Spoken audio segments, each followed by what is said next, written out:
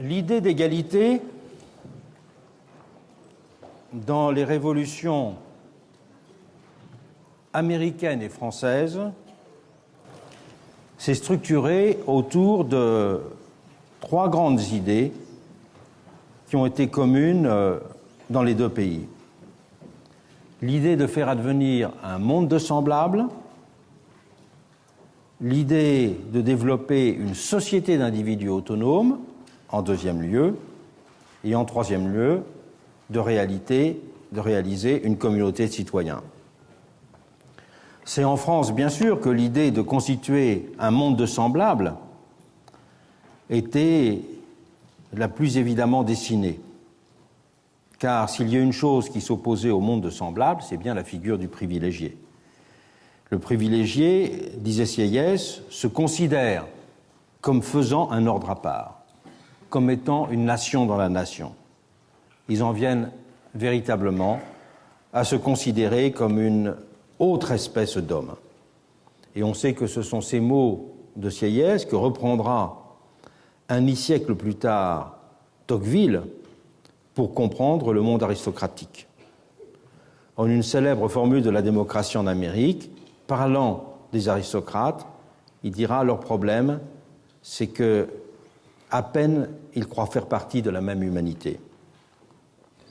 D'où, à l'inverse, la définition tocquevillienne de la démocratie comme société de semblables. Ce n'est pas seulement une définition tocquevillienne, c'était la définition, je dirais, commune au moment de la Révolution française. Et on ne peut vraiment comprendre l'esprit de 1789 vis-à-vis de cette question de la similarité que si on prend la mesure complète de ce qu'était l'esprit de distinction qui animait la noblesse à l'époque. Depuis le XVIe siècle au moins, en effet, la noblesse se considérait ouvertement comme constituant, c'est l'expression qui est employée à l'époque, une race à part. Mais le terme de race devait alors être entendu dans un sens différent de celui que nous connaissons maintenant. Le terme de race, à l'époque, il était synonyme de lignée, il était synonyme d'extraction, et c'était typiquement un mot de la langue aristocratique, mais sans comporter nullement de référence à des distinctions d'ordre physiologique ou ethnique. Mais il renvoyait bien pourtant à l'idée de qualité sociale qui pouvait se transmettre héréditairement par le sang. C'était une reproduction sociale de qualité, la race. Et les nobles étaient ainsi persuadés que leurs enfants avaient des capacités innées à diriger la société. Ils appréhendaient de cette façon les lignées comme de véritables êtres de nature, dont la personnalité sociale avait un fondement quasi biologique, expliquant la continuité de leurs traits entre les générations. Et cette idée de race aristocratique fondait ainsi une vision hiérarchique du monde dans laquelle les distinctions de conditions trouvaient leur origine dans des différences intrinsèques de qualité. C'était une vision qui ne cessera de rester stable du XVIe siècle à la Révolution française dans le monde aristocratique. Et elle imposera à ces hommes comme une évidence issue d'un mode de perception spontané qui les amenait à lire, dans la diversité apparemment contingente des groupes sociaux, une hiérarchie préordonnée d'espèces socio-naturelles. Ils pensaient, ces aristocrates, voir autant de sortes d'hommes que de conditions sociales, tous participant d'une même nature, mais héréditairement différenciés par leur comportement et leurs valeurs humaines inégales. J'en profite d'ailleurs pour rappeler que la notion d'égalité des conditions a été employée pour la première fois dans le langage juridique du XVIIe siècle pour montrer justement ce qu'était l'exemple d'une société désordonnée. Une société désordonnée est une société qui ne respecte plus la distinction des conditions. Et une société d'égalité des conditions serait justement une société devenue anarchique. Cette définition réapparaîtra ensuite dans des circonstances que je rappellerai tout à l'heure, plus tard. Et ça a été cette question au cœur de bien des discussions entre historiens au XIXe siècle sur les véritables origines de la noblesse française et sur le sens de la distinction de race. Et il est frappant de constater que, encore pendant la Révolution, à un moment où il y aura toute une discussion sur justement l'utilisation des armoiries, etc., Louis XVI tiendra à souligner, dans un message à l'Assemblée, ce qu'il appellera l'ancienneté et la continuité des services d'une race honorée. Donc Louis XVI lui-même, à l'Assemblée constituante, aura employé cette expression. Et c'est bien cette expression que l'Assemblée constituante voudra bien sûr clouer au pilori. Et ce sera détruire toutes les traductions concrètes de cette vision en termes de privilèges fiscaux, de droits exclusifs ou de barrières professionnelles. Et le décret du 4 août symbolisera bien sûr cette entreprise en opérant, selon la formule consacrée de l'abbé Grégoire, un grand abatis dans l'immense forêt des abus. Mais on ne peut cependant en rester là pour caractériser l'esprit d'égalité qui marque la période. L'aspiration à constituer une société des semblables est en effet loin de se limiter à la dénonciation des manifestations les plus outrancières de l'ordre aristocratique. D'ailleurs, quand il dénonce l'univers des privilèges, un Sieyès n'instruit pas simplement le procès des exemptions légales ou des élucubrations historiques. Il se livre à une critique plus sensible et plus globale des prétentions sociales à la supériorité et à la distinction. Et le terme de privilégié s'étend en fait pour lui à tous ceux qui estiment qui ne sont, je le cite, qui ne sont point faits pour être confondus, qui ne sont point faits pour être côte à côte, qui ne sont point faits pour se trouver ensemble. Et c'est une propension multiforme, justement, à l'isolement, au séparatisme, qui est visée à travers cette critique. Et l'invention du terme d'aristocrate datera significativement de cette période, pour ramasser en une seule formule les différentes appréhensions de cette vision du séparatisme et de la sécession sociale ou de la considération, des considérations de mépris qui étaient liées à l'ordre aristocratique. Et c'est d'ailleurs cette vision élargie de la notion de privilège qui explique que la stigmatisation de l'aristocratie était aussi structurante en Amérique qu'elle a été en France, alors même que l'Amérique coloniale n'avait pas de noblesse. C'est une chose que l'historien américain Gordon Wood a très bien montré, c'est que le rejet du sentiment aristocratique, considéré comme le sentiment hiérarchique, le sentiment de déférence, le sentiment de distinction, avait été au cœur de la Révolution américaine. Et on verra de façon similaire aux États-Unis employer très souvent de façon péjorative l'expression de gentilshommes pour dénoncer cette forme de prétention à la supériorité. D'où vient ce sens de la similarité révolutionnaire ? Cette sens de la similarité révolutionnaire, elle a été liée avec évidence, on y a souvent insisté, à l'héritage chrétien et aux théories du droit naturel. Mais il y a aussi deux autres facteurs absolument essentiels qui vont contribuer à ce qu'on pourrait appeler cette révolution de la similarité. D'abord, il y a une appréhension que l'on peut qualifier d'anthropologique et une seconde que l'on peut dire sociologique. La révolution de la vision anthropologique, c'est bien sûr Buffon qui l'exprime dans son Histoire naturelle, quand en 1749, il publie son premier volume de la nature de l'homme. Buffon montre que l'identité de l'espèce humaine est un fait matériel, et ça va être une objectivation qui va conduire à une rééducation du regard et de l'entendement, qui va tendre à minimiser la portée des différences entre les hommes, entre l'homme policé et l'homme sauvage même, comme entre les différentes variétés d'humains sur le globe. Justement, dans son chapitre « Variété de l'espèce humaine » qui clôt l'essai, Buffon explique que les différences physiques, d'apparence, de couleur, de peau, résultent seulement de causes accidentelles et extérieures, et qu'elles n'ont rien d'essentiel, et qu'elles doivent donc être considérées comme susceptibles de nouvelles évolutions, et même qu'elles sont potentiellement réversibles.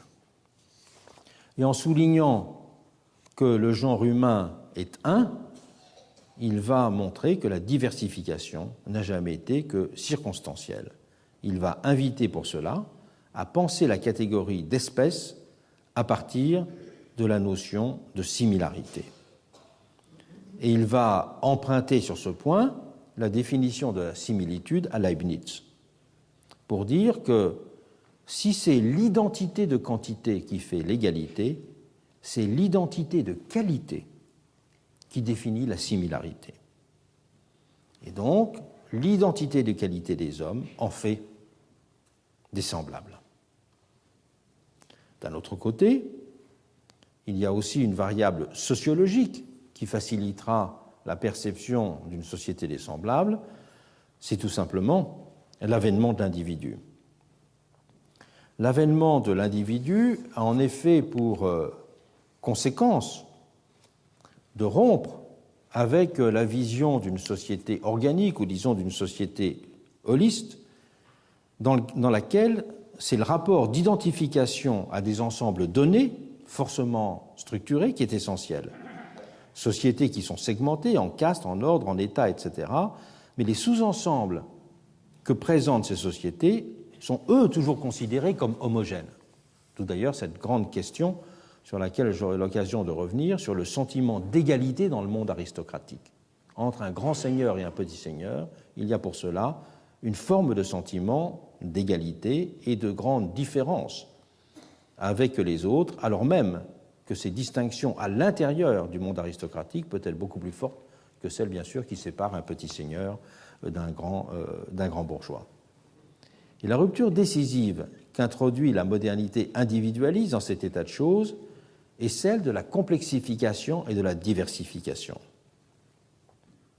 Les sociétés sont devenues de plus en plus hétérogènes et les variations individuelles, pour reprendre le langage de Buffon, y apparaissent plus marquées et plus sensibles, ce qui a transformé complètement les modalités de constitution des identités individuelles et des appartenances sociales.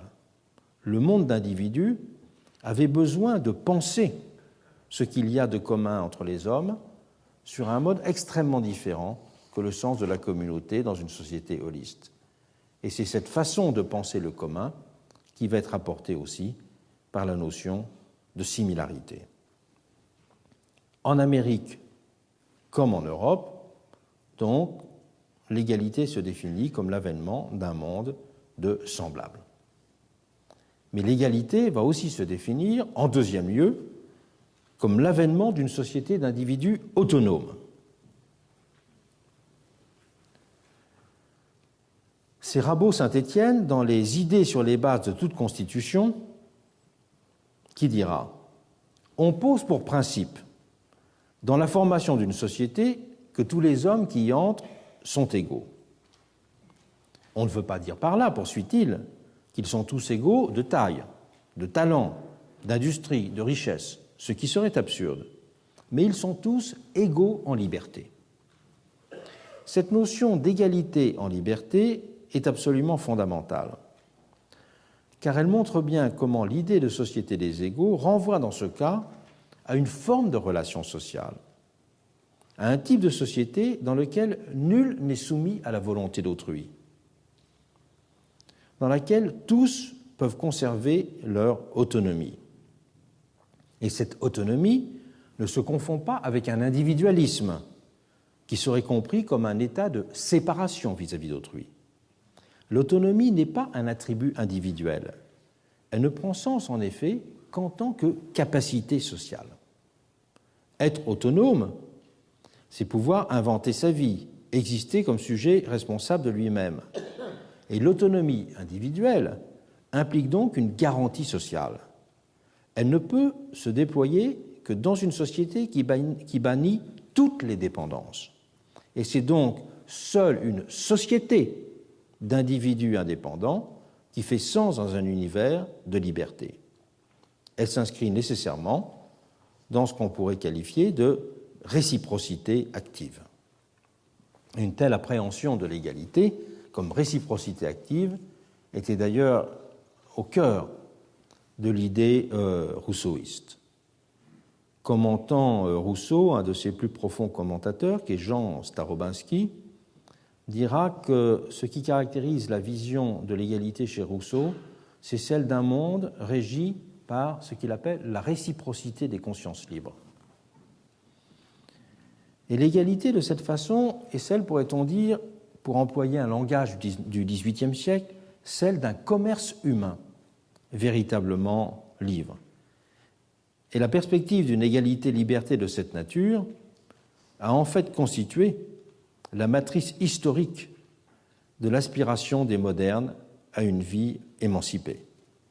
Et c'est pour cela, d'ailleurs, qu'elle s'est identifiée au combat contre ce qui apparaît comme la négation radicale de l'autonomie, à savoir la situation d'esclavage. Il est frappant de voir dans la littérature politique du XVIIIe siècle la place qu'a la dénonciation de l'esclavage. Mais il est frappant de constater en même temps que ce que l'on dénonce, ce n'est pas vraiment l'esclavage de plantation. Ce que l'on dénonce, c'est l'esclavage politique dans les monarchies absolues.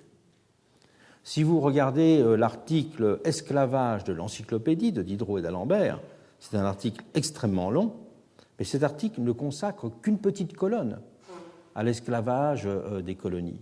En revanche, il consacre des pages et des pages à la situation d'esclaves politiques dans laquelle se trouvent les sujets des monarchies absolues. Cette dénomination, d'ailleurs, cette considération de l'esclave comme une figure de la dépendance politique continuera après la Révolution.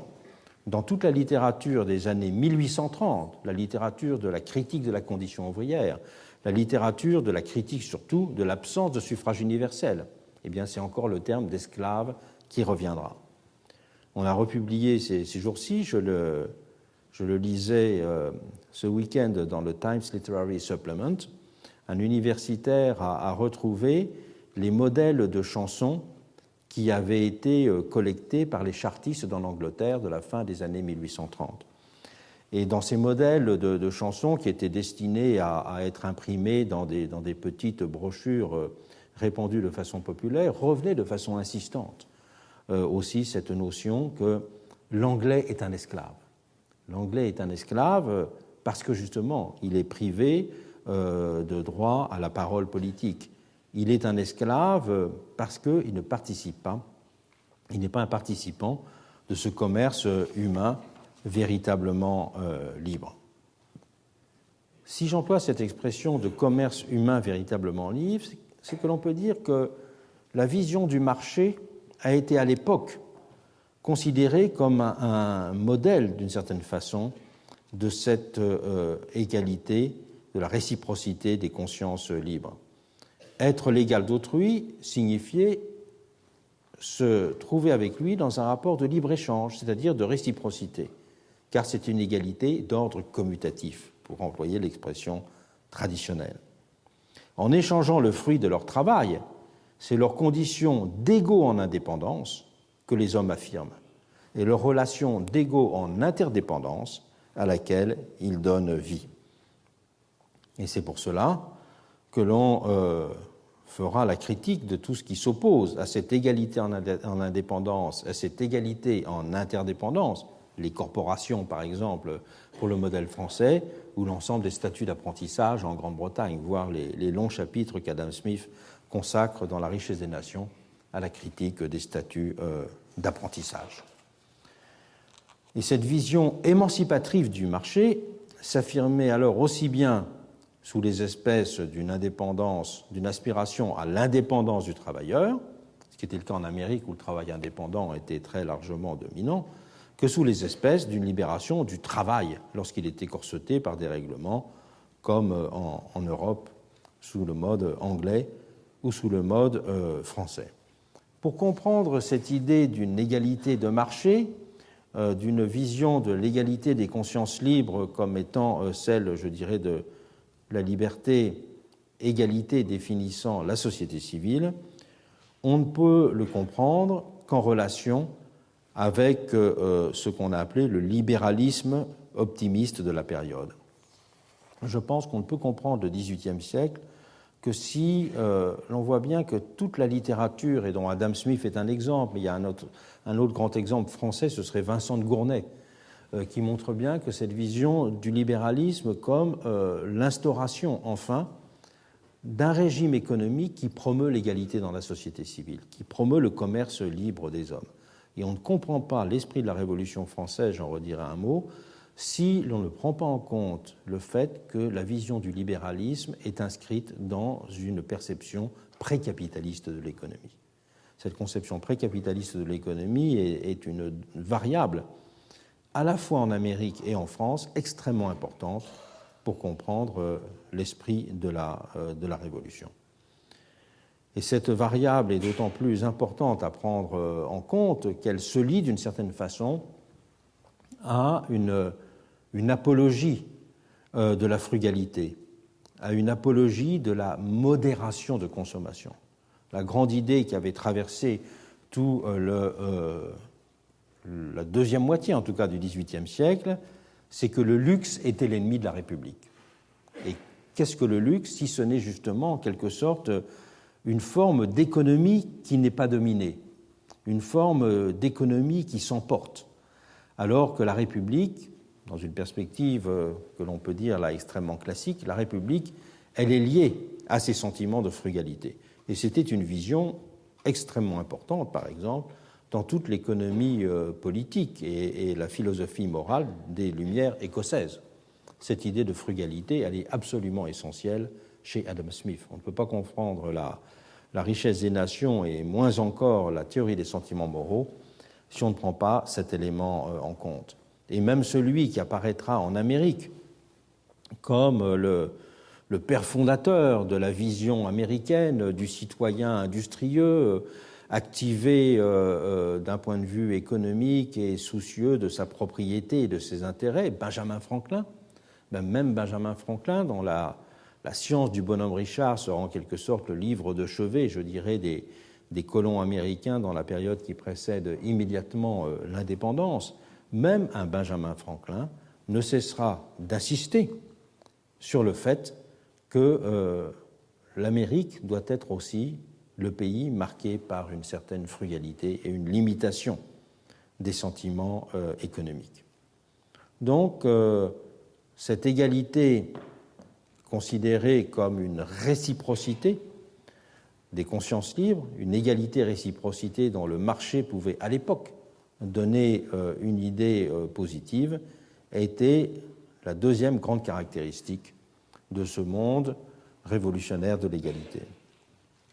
La troisième caractéristique, c'est que l'égalité est vécue comme une égalité de participation, c'est celle de la concitoyenneté. Là, il y a peut-être une distinction entre le modèle américain et le modèle français. C'est que le modèle américain de la citoyenneté, tel qu'il est vécu dans les années 1770 à 1800, disons, en tout cas à 1790, est un modèle de la citoyenneté qui est toujours rapporté à la communauté immédiate, celle du township, la communauté directement sensible de la vie partagée, et non pas la citoyenneté plus lointaine. Être citoyen, c'était être celui qui vivait avec ses proches, et non pas celui qui se définissait d'abord par une identité globale. Ce qui explique d'ailleurs une chose fondamentale au droit public américain, c'est que le droit de vote aux États-Unis n'a jamais été un droit fédéral. Le droit de vote aux États-Unis a toujours été, et reste toujours aujourd'hui encore, les conditions d'exercice du suffrage universel ne sont pas les mêmes dans les différents États américains. Alors, bien sûr, depuis 1965, on a interdit que ce droit, par exemple, soit défini de telle façon qu'il empêche les Noirs de voter, comme il y avait par exemple les literacy tests ou les grandfather clauses. Mais aujourd'hui encore, certaines catégories n'ont pas le droit de voter dans certains États alors qu'elles le peuvent. C'est le cas, par exemple, du droit de vote des personnes qui ont eu des troubles mentaux. C'est le cas notamment des personnes qui ont connu des peines d'emprisonnement. C'est-à-dire que là, c'est le cas également des conditions de domicile ou des conditions de durée de présence sur un territoire. Dans le détail, le droit de vote reste encore différencié aux États-Unis, c'est très important. Et il est très important de concevoir que l'idée du suffrage universel a été aux États-Unis une idée qui ne s'est pas du tout développée sur le mode français. Aux États-Unis, le suffrage universel s'est mis en place comme une sorte d'extension progressive du droit ancien dans la communauté coloniale, parce que au temps des colonies, on votait aux États-Unis, mais c'était comme en France, un vote local, c'était un vote de communauté locale. Et ce vote des communautés locales, eh bien, c'est celui qui a donné la matrice de l'extension du droit de suffrage aux États-Unis, et notamment donc un droit de suffrage qui était lié pendant très longtemps à des property requirements, c'est-à-dire qu'il était lié à des conditions de paiement d'impôts ou de volume de propriété que l'on avait. Donc, quand on parle de communauté des citoyens, autant en termes de vision de la société des semblables et de la société des individus autonomes, le modèle américain et le modèle français sont beaucoup plus proches que qu'on a voulu le dire, et je crois que c'est la grande contribution d'historiens comme Bailyn ou Gordon Wood d'avoir insisté au contraire sur ce que Wood a appelé le radicalisme de la Révolution américaine, pour la rapprocher, je dirais, dans ses grands thèmes et dans les visions qu'elle portait de la vision française. Là, en revanche, dans la production d'une communauté citoyenne fondée sur la concitoyenneté, il y a une différence indéniable. Dans tous les cas, cependant, la vision d'une concitoyenneté est bien celle d'une égalité qui s'exprime sur un troisième mode, c'est sur le mode d'une inclusion. C'est une mode de participation. L'égalité n'est plus une équivalence de position, elle n'est plus une pratique de l'interaction, elle devient une modalité de l'inclusion et de la participation. Et c'est pour cela que cette figure de l'égalité, elle est à la fois de l'ordre d'une mesure et d'une relation. Et c'est ce qui fait la spécificité et la centralité du suffrage universel. Il est à la fois la reconnaissance de l'individu égalité, un homme, une voix, et manifestation de l'individu communauté, participant au corps politique d'ensemble. Égalité de l'individu, car le propre du bulletin de vote, c'est d'uniformiser les arguments et les intentions, de les réduire à une donnée objective et calculable. Ce que fait le bulletin de vote, c'est qu'il donne un langage commun à des expressions totalement hétérogènes. De ce point de vue-là, il simplifie radicalement le monde social, car dans le bulletin de vote, les raisons et les passions sont ramenées à une mesure uniforme. Il n'y a ni hiérarchie de connaissances ou de talents, ni considération de motivation qui importe. Au final, un simple décompte, qui est la résultante mécanique et totalement dépersonnalisée de l'expression de chacun. Et l'égalité de l'individu citoyen procède là tout simplement du fait que l'on compte les voix et qu'on ne les pèse pas. À l'inverse de ce qu'a toujours voulu faire le suffrage censitaire. Et tous les critères ordinaires de l'évaluation de l'action des hommes et des femmes et de la légitimité à prendre des décisions se trouvent donc là suspendus. Et le citoyen, le porteur de vote, s'appréhende comme un individu qui est détaché de toutes ses spécificités. Et l'égalité est fondée, justement, sur cette indistinction de l'électeur. Sieyès disait « Le droit à se faire représenter n'appartient aux citoyens qu'à cause des qualités qui leur sont communes et non pas à cause de celles qui les différencient. C'est donc en espèce de citoyen et non pas autrement qu'ils peuvent voter. Le citoyen, pour le dire avec un autre langage, est la figure de la généralité qu'il y a en chaque individu. Il est rapporté une sorte de point zéro de la socialité. Et dans le moment de l'exercice du suffrage, chaque individu se trouve dépouillé de ses déterminations et de ses appartenances pour être un pur et simple membre du souverain. Et alors, l'abstraction est la qualité qui le constitue socialement et sert sur ce mode de ressort au développement de l'idée d'égalité politique. Et cela tient au fait que le grand savant et l'esprit le plus simple, le riche et le pauvre, sont considérés comme également capables de penser au bien commun et de dire ce qu'ils considèrent comme juste ou injuste. Et l'avènement du suffrage universel a opéré pour cela une révolution majeure. Sa mise en œuvre n'a pas simplement ouvert une nouvelle étape dans le processus d'émancipation de l'humanité, elle a marqué, pour cette raison, une rupture qualitative décisive. Ce n'est pas une conquête formelle, mais au contraire, la plus substantielle des conquêtes, car elle a inscrit l'imaginaire collectif dans un nouvel horizon, celui d'une équivalence à la fois matérielle et radicale entre les hommes. On peut dire qu'il s'agit d'un droit constituant, c'est-à-dire d'un droit qui produit la société elle-même, car c'est l'équivalence qui constitue dans ce cas la société. Il y a pour cette raison une spécificité proprement sociologique de l'ordre démocratique.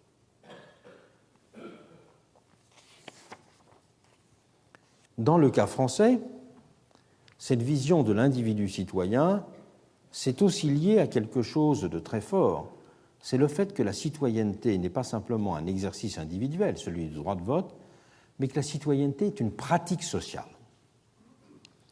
La citoyenneté est une pratique sociale à travers plusieurs dispositifs.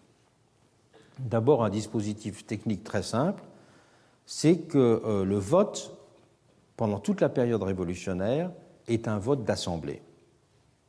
Pour nous, aujourd'hui, voter, c'est se rendre de façon individuelle dans un bureau de vote, se placer dans un isoloir, y mettre son bulletin et repartir. Donc, l'exercice du droit de vote ne se lie à aucune participation sociale, à aucun échange de paroles sociales. Ce n'était pas le cas pendant la période de la Révolution française, et ce ne sera pas le cas d'ailleurs non plus pendant la période du suffrage censitaire et en 1848. Pendant toute la période révolutionnaire, en effet, le vote se pratique dans les assemblées primaires. Et les assemblées primaires, ce sont des regroupements de citoyens organisés sur la base à peu près d'un groupe qui atteint un maximum de 1000 personnes, et très rarement moins de 400. Et dans les villes, c'est partout des regroupements de 1000 personnes. Quand c'est à la campagne, si l'habitat est diffus, eh bien, on ne va jamais en delà de 400. C'est-à-dire que voter est toujours participer à une assemblée qui se réunit au moins pendant 2 jours. Donc c'est vivre et parler avec un ensemble de gens pendant une certaine période. Au temps de la monarchie censitaire, on emploiera d'ailleurs pour cela le terme de collège électoral. Le collège, c'est-à-dire qu'on forme une instance collégiale. Instance collégiale qui est, au moment du suffrage censitaire, donc par définition, il y avait beaucoup moins d'électeurs. Et pour cela, c'était au chef-lieu d'arrondissement qu'on se retrouvait. Mais on se déplaçait au chef-lieu d'arrondissement pour, pendant au moins une journée, réunir le collège électoral. Et donc, c'est un lieu de vie sociale, c'est un lieu d'échange. Et de la même façon, les assemblées primaires étaient un endroit de vie sociale et un endroit d'échange.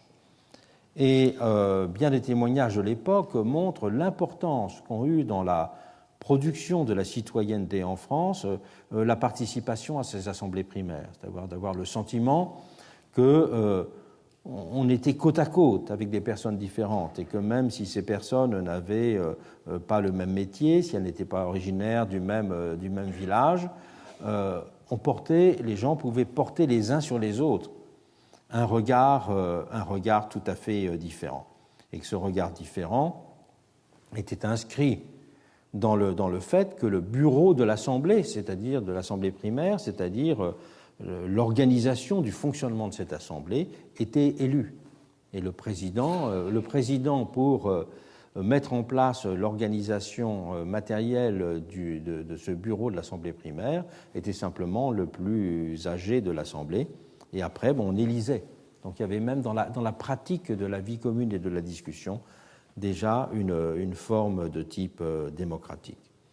Il y a une deuxième façon d'expérimenter en quelque sorte la citoyenneté comme pratique de la vie commune qui jouera un rôle très important en France, c'est bien sûr le développement des fêtes civiques et leur contribution à la construction d'un imaginaire démocratique. D'ailleurs, la Constitution elle-même considérera qu'un des rôles des fêtes est de produire l'esprit civique. Et les fêtes, effectivement, est une sorte de propédeutique de l'égalité, car elles rassemblaient tous ceux que les circonstances de la vie ordinaire pouvaient séparer, bien au-delà du cercle premier des électeurs. Et on attendait du côte à côte d'une marche, de l'observation d'un spectacle ou de l'écoute d'un discours qu'ils puissent estomper les différences ressenties dans la vie quotidienne. À ce moment, tout se passait comme si une cité d'égaux pouvait véritablement prendre un visage. Et elle tendait, ces fêtes, ainsi, aux hommes et aux femmes, un miroir dans lequel ils pouvaient voir la mise en abîme de leurs nouvelles conditions de semblables.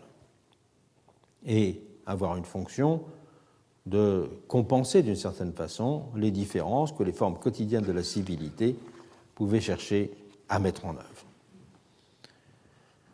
Une des choses qui est commune aux deux révolutions américaines et françaises, c'est le rapport qu'il y a entre ce monde des semblables, cette sphère de la citoyenneté, cet espace de la réciprocité et le problème de la différenciation économique. Pour caractériser ce monde des semblables, de la réciprocité que j'appellerais plutôt que de la citoyenneté, de la communalité, c'est le terme d'égalité des conditions qui a été employé de façon fameuse à partir du XIXe siècle, qui a repris, mais sans que la mémoire en ait été marquée, ce terme, comme je l'ai déjà signalé, aux ouvrages classiques du droit public des années du XVIIe siècle, et notamment au grand traité de Charles Loiseau, le traité des ordres et des simples dignités, puisque c'est dans l'introduction de ce traité que l'on voit inscrite cette phrase comme une sorte de préliminaire à toute la réflexion de Loiseau: nous ne pouvons pas vivre ensemble en égalité de conditions. Voilà ce que dit Loiseau dans l'introduction. Et c'est pour cela qu'il s'intéresse à faire un traité des ordres et des simples dignités, pour montrer comment la société ne peut pas vivre en égalité de conditions, mais qu'elle doit vivre justement dans une compréhension d'une harmonie hiérarchique. Si l'on veut, c'est son expression. En revanche, le terme d'égalité des conditions va devenir célèbre à partir des années 1830, et de façon fameuse, Tocqueville l'utilisera dans l'introduction de la démocratie en Amérique, du premier volume, 1835, pour dire à quel point cela lui semblait résumer l'esprit de l'Amérique. Mais j'ai découvert récemment que Tocqueville avait emprunté ce terme à un des premiers ouvrages, parce qu'il y a eu beaucoup de voyageurs qui ont été aux États-Unis. Avant Tocqueville, il y a Michel Chevalier, il y a Mrs. Trollope en Angleterre, il y a Victor Jacquemont, un ami de Stendhal, qui avait fameusement écrit tout un ensemble de lettres sur les mœurs américaines, qui sont très lues à l'époque. Et il y a deux livres qui ont été très intéressants. Ce sont les livres publiés par Achille Murat. Achille Murat est le fils du roi de Naples. Et donc, il s'était exilé aux États-Unis. Et exilé aux États-Unis, il a publié deux ouvrages. Un premier ouvrage de 1832 qui s'appelle « Une esquisse morale et politique des États-Unis d'Amérique ». Et en 1833, il publiera un deuxième volume qui aura pour thème le régime politique américain. Vous voyez que la distinction des volumes portant sur les mœurs américaines et le régime politique américain, c'est exactement la distinction qu'adoptera Tocqueville. Et quand vous lisez d'ailleurs La démocratie en Amérique de Tocqueville, dans la première page, il est dit « À mesure que j'étudiais la société américaine, je voyais de plus en plus dans l'égalité des conditions le fait générateur dont chaque fait particulier semblait descendre, et je le retrouvais sans cesse devant moi comme un point central où toutes mes observations venaient d'aboutir. » Quand vous lisez le manuscrit de la démocratie en Amérique, voilà ce qu'on fera. On lit « Je fus frappé comme les autres à la vue de cette extrême égalité des conditions. » Donc, Tocqueville a supprimé, si je puis dire, dans l'édition de la démocratie en Amérique, l'idée qu'il pense comme les autres. Et il l'a supprimé parce qu'effectivement, c'est à Achille Murat qu'il a emprunté l'expression d'égalité des conditions qui se trouve dans la conclusion de l'ouvrage de 1832. J'ajoute là d'ailleurs que ce n'est pas le seul cas d'emprunt de Tocqueville à ses contemporains que l'on pourrait souligner. Si l'on regarde par exemple les chapitres parmi les plus connus de la démocratie en Amérique sur les rapports des maîtres et du serviteur, vous trouvez cette idée qui est très développée dans d'autres ouvrages de la même époque. C'est très développé chez Michel Chevalier, c'est très développé chez Murat aussi. Et de la même façon, il y a un ouvrage qui était alors là très directement copié par Tocqueville, c'est l'ouvrage fameux de Portalis, De l'usage et de l'abus de l'esprit philosophique. Dans cet ouvrage de Portalis le grand juriste, mais ce grand juriste avait au début des années 20 publié ce travail sur l'usage et l'abus de l'esprit philosophique, dans lequel Tocqueville prendra exactement le titre de son fameux chapitre sur les hommes de lettres et la vie intellectuelle, qui sera un recopiage absolument pur et simple de ce texte. Et c'est très intéressant de voir que dans le manuscrit, justement, il reconnaissait un peu sa dette avec d'autres qu'il a délibérément supprimés dans la version définitive. Ces manuscrits, on les possède parce qu'ils se trouvent à la bibliothèque de l'université de Yale. Si effectivement une société de l'égalité est une société des semblables, de la réciprocité et de la citoyenneté, comment considérer la question des différences économiques qui peuvent venir perturber cette relation d'égalité sur ces trois modalités entre les citoyens? Là aussi, on peut repartir d'une formule de Sieyès pour avancer. Sieyès dit « Les inégalités de propriété et d'industrie sont comme des différences d'âge, de sexe et de taille. Elles ne dénaturent pas l'égalité du civisme. » C'est dire que pour Sieyès, le problème est que les différences, et elles seront naturellement multiples parce que le propre de la société moderne est la différenciation et l'hétérogénéité, je le rappelle, puisque c'est une société d'individus, c'est ce qui sera tout le grand thème de la sociologie à partir de la fin du XIXe siècle. On peut dire que l'œuvre de Simmel et l'œuvre de Tarde est une réflexion justement sur ce rapport entre la modernité et la différenciation. Modernité et différenciation qui, expliqueront-ils, est la condition d'une véritable vision de l'égalité. Le problème pour Sieyès est ainsi que ces différences ne s'érigent pas en une contre-nature. Et donc, le véritable critère pour Sieyès, c'est que sont admissibles toutes les différences qui ne produisent pas une contre-nature, c'est-à-dire un ordre artificiel. Il faut donc secondariser ces différences économiques. Comment les secondariser? De trois façons. En les modérant, premièrement, deuxièmement, en les faisant circuler, et troisièmement, en les corrigeant. La limitation de ces différences, eh bien, elle a longtemps été inscrite dans justement la vision précapitaliste de l'économie. La vision précapitaliste de l'économie, c'est donc celle d'un échange économique qui n'est qu'une partie de la vie sociale et qui ne cannibalise pas la vie sociale, pourrait-on dire. Deuxièmement, la circulation des différences. La circulation des différences, c'est là que l'on voyait la caractéristique de l'économie moderne. L'économie moderne, même sans être une économie du débordement de la richesse, est une économie qui n'est pas fondée, une économie stagnante, mais qui est une économie de la circulation. C'est ça la grande idée des économistes du XVIIIe, c'est d'opposer une économie de la circulation à une économie de la rente. L'économie de la rente étant justement une économie fixe. Et troisième façon d'éviter que les différences deviennent une contre-nature, alors cette question de la circulation prendra une importance extrêmement importante dans la vision, par exemple, qu'avait un Condorcet. Condorcet disait « l'économie moderne va faire exister des différences, mais ces différences seront tournantes. Elles ne deviendront jamais des conditions. » Donc, ce que l'on voit affirmé par quelqu'un comme Condorcet, c'est une réflexion sur des inégalités de situation qui ne deviennent jamais des inégalités de conditions. Donc, dit-il, l'économie moderne va développer des inégalités de situation, mais qui ne seront jamais des inégalités de conditions, parce qu'elles ne se reproduiront pas, elles ne se fixeront pas, elles seront mobiles. Et cela, je dirais, une des choses que constateront l'ensemble des voyageurs en Amérique, c'est que l'Amérique va être le pays considéré comme la circulation des richesses.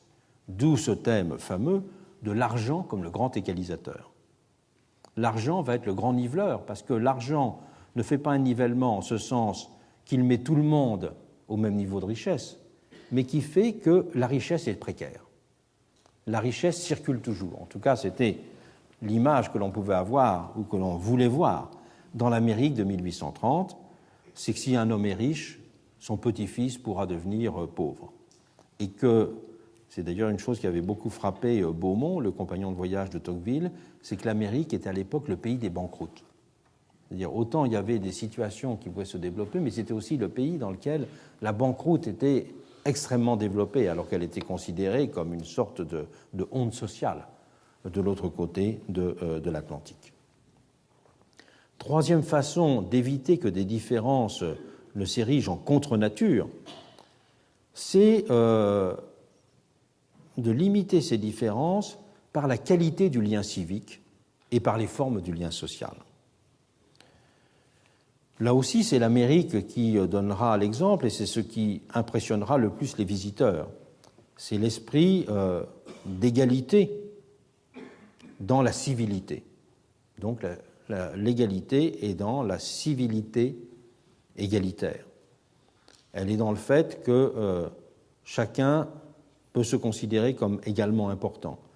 Et c'est à travers des tas de petites notations que l'on trouve aussi bien chez Michel Chevalier que chez Achille Murat, que chez Tocqueville, que chez Mrs. Trollope et que chez Victor Jacquemont, qu'on voit comment le voyageur européen percevait cette question de la civilité démocratique. Par exemple, c'est une chose que raconte Michel Chevalier. Il dit qu'une chose qui l'avait frappé, c'est que jamais un tailleur n'acceptait de se rendre au domicile d'un client.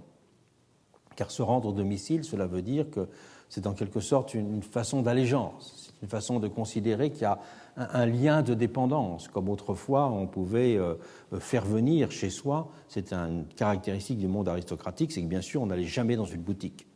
C'était les fournisseurs qui venaient à soi. Eh bien l'Amérique, au contraire, c'est le pays où qui que l'on soit, on va vers son fournisseur. C'est ça qui avait frappé, Michel Chevalier. Et donc, que le propre des démocraties, c'est de mettre en place des formes de civilité ou d'égalité morale qui peuvent, sinon servir de correctif à l'inégalité économique, elle-même circulante, du moins en tempérer la perception.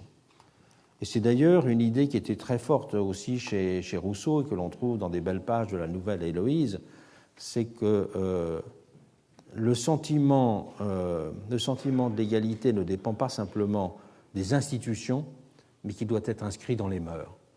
Et que comprendre une société, c'est comprendre ce que Tocqueville appellera les habitudes du cœur, et ce que Rousseau appelait les convenances, dans ce sens ancien du terme. Et la façon, le fameux chapitre de la Nouvelle Héloïse sur les vendanges est tout à fait typique de cela. Donc il y avait, en même temps que l'affirmation de ces trois façons de se considérer comme égal, la vision d'une modération, d'une circulation, d'un apprivoisement de ces inégalités qui, à travers des processus de modération, de circulation, de compensation, pouvaient ne pas s'établir en contre-nature. Et évidemment, l'histoire du XIXe siècle, ça va être l'échec de ces modalités de secondarisation.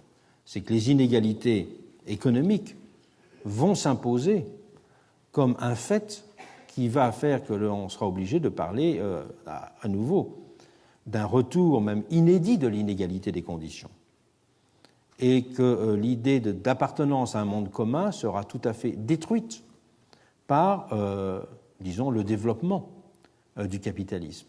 D'où le fait, dans un premier temps, c'est une chose que l'on voit y compris très fortement en Amérique, que la condition du salarié comparée à celle du travailleur indépendant va être assimilée à celle de l'esclave. L'ouvrier payé au salaire dans une fabrique du Massachusetts se considérait comme un esclave. Et donc il y avait là, je dirais, là, une sorte de retour en arrière de l'idée égalitaire. Et donc la première crise de l'égalité commence avec ce constat que le modèle révolutionnaire d'une égalité fondée sur la similarité, la réciprocité, la citoyenneté est en quelque sorte mise à mal, est en quelque sorte détruit par cet avènement de la grande industrie avec ce qu'elle comporte de développement aussi du paupérisme.